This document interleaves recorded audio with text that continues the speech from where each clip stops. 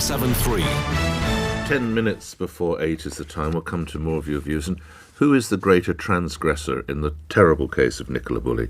Is it the media, particularly in the shape of Sky News and ITV News? And we'll bring you a statement if they seek to defend themselves. Is it the media or is it Lancashire Police? We'll pick up on that, but a little bit later. Because one could argue in a related story, hundreds of thousands of women could benefit from cheaper hormone replacement therapy as part of a scheme to cut prescription costs. I remind you of the tragic case of Nicola Bulley. She was, of course, reported by Lancashire Police to be having issues in that area. Now, the Department of Health says that from the 1st of April, women prescribed HRT as part of menopause treatment will be able to access a new scheme and then get a year's worth of treatment for just under £20. More details now from Conservative MP and Minister for Mental Health and Women's Health Strategy, Maria Caulfield, who comes on the show. Good to have you on, Minister. I'm sorry, you'll probably understand, I don't know, so it's going to be about £20. Typically, what is currently the annual cost for a woman going through this? I have no idea of the figure. Good morning to you. Good morning. Well, for most women, it's hundreds of pounds that they're having to pay because they pay a prescription charge. Some are getting monthly prescriptions, so they're having to pay, the prescription charge every month. A lot of women are on dual hormones, so they pay for both the estrogen and progesterone every month. So that's £18.70 every month. So what we're doing is bringing in a HRT prepayment subscription certificate, which from the 1st of April, women will be able to buy online for that £18.70, but it will be the dual prescription charge going forward. And that's their pay. That's all they pay for the whole 12 months. And then whether they're on estrogen, progesterone, gels, patches, and for a lot of women, they have to change their hormone replacement therapy because it doesn't work for them initially, or they get some side effects. So then they have to buy new prescriptions as it is now. That will all change, and it'll be £18.70, the dual prescription charge for the whole 12 months. And that will significantly reduce the cost for women because cost is a barrier for some women in terms of wanting to take HRT, and we want to remove that because it does make a difference. Being able to replace those hormones your body's naturally losing makes a difference to many of those side effects, whether it's hot flushes, whether it's mood swings, brain fog, palpitations, weight gain. You know, the list is huge. Some women don't, sail through the menopause, but many don't. And hormone replacement therapy can make that difference between whether a woman really struggles through the menopause or actually can get through it and can manage those symptoms. Minister, do we have any idea how many women this will directly affect? Well, we know that and the numbers are going up all the time because we've seen a 50% increase in the last year in the number of prescriptions because we're talking about the menopause and we're talking about hormone replacement therapy and people aren't afraid now to ask their GP, what about hormone replacement therapy? Will it help me? And so we have about 5 million prescriptions that were issued last year. So it's a significant number of women.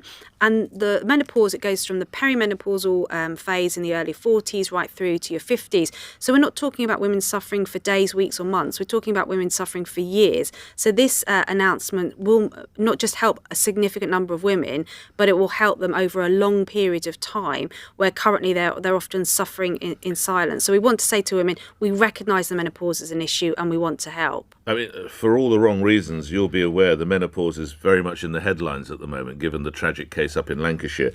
Is the release of this news in any way related to that, or was it always scheduled for this day in February?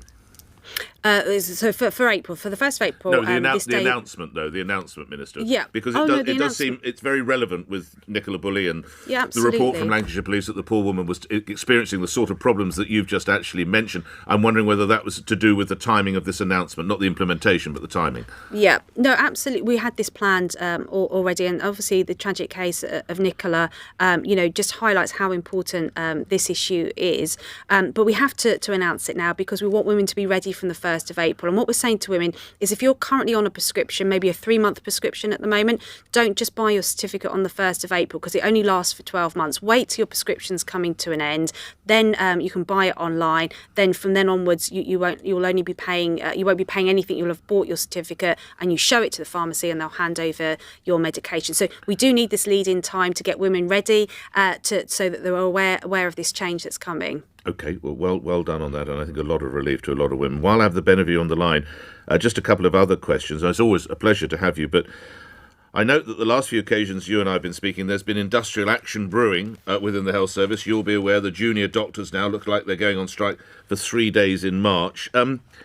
Where is the Health Secretary, Steve Barclay? Liz Truss once famously was reported to be hiding under a desk. Is Mr Barclay now using that spare capacity? Well, the Health Secretary has been meeting with unions. He met with them on a weekly basis during January. He's met with them in February. There's a number of unions to be in discussions with at the moment. And he is very disappointed. He said yesterday, in fact, publicly, that he's disappointed by the announcement by the BMA, because the BMA are asking for a 26% pay rise, and that's just not realistically going to happen. And they're in a different system. Have you sought to negotiate that? Not you personally. Has the government sought to negotiate that down, Minister? Well, they're in a different situation. They're not under the independent pay review body. Junior doctors have a multi-year settlement, and that was agreed a little while ago and has a little while to run, and that was an 8.4% increase. And the junior doctors and their unions were happy to accept that deal at the time. But yes, we are in discussions with unions, absolutely, and particularly concerned around their announcement that they wouldn't necessarily cover A&E and ITU. So discussions are happening, and I would say to the BMA, 26% isn't reasonable, but we do need to discuss. But they would say, well, what would you offer then, Minister, wouldn't it? Well, that's why we would say to them... On your government's watch, we've had the first ever strike from the RCN in the field of health, and only the second action in the 74-year history of the NHS for junior doctors, all on this Conservative government's watch. It's a disgrace, Minister. Well, all four nations... Please don't take that personally. Yeah, no, absolutely. But it is disgraceful that you're at war with a body of men and women such as our doctors, our nurses and our ambulance crews. How, for the love of all that's holy, has the government of which you are a member, how has this been allowed to happen? So in all four nations, and the government's only responsible for healthcare in England, but in Wales, where Labour run the health service there, in Scotland under the SNP, and in Northern Ireland we don't have a functioning assembly at the moment, but the government there would be responsible. All four nations are facing industrial action. And so it's not just the UK government that's having to negotiate with health unions. So you're saying that you're just as bad as Wales and Scotland and Northern Ireland? That's your defence? No, I mean, my defence is that, I was a nurse.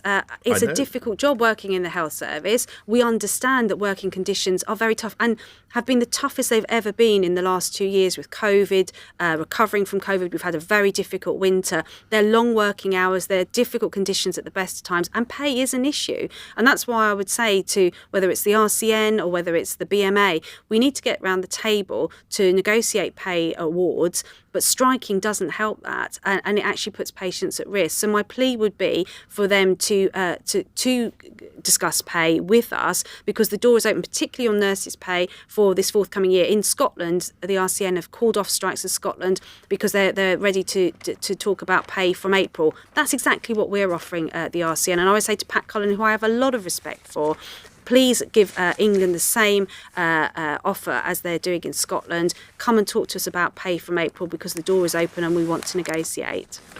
Just lastly, the story on the front page of one of the newspapers this morning, Minister, The Times. Ministers are prepared to resign over Rishi Sunak's Brexit deal if it risks Northern Ireland's place within the UK. There's a mounting backlash among Eurosceptic Tories to the deal. Would you tender your resignation, your reaction to that story?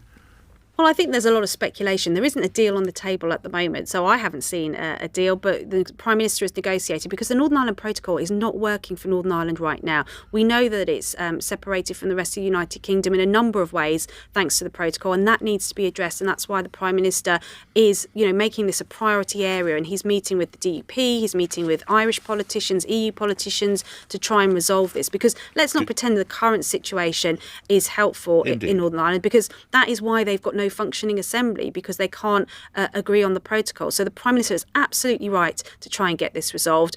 But there's a lot of speculation. No one's seen this deal, so I don't know why people are resigning over something they haven't yet seen. And I was with parliamentary colleagues yesterday.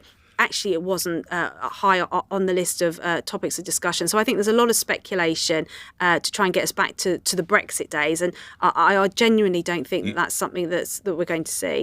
Tories love a good revolt, Minister. I don't have to tell you that. They're never happier than when there's a revolution in the air. Thank you for your time, Maria Caulfield, who's the Minister for Mental Health and Women's Health Strategy, announcing that advance there for women of an age for whom that HRT's supply will be so important.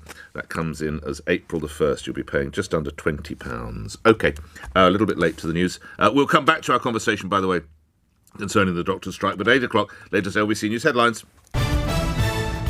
On your radio.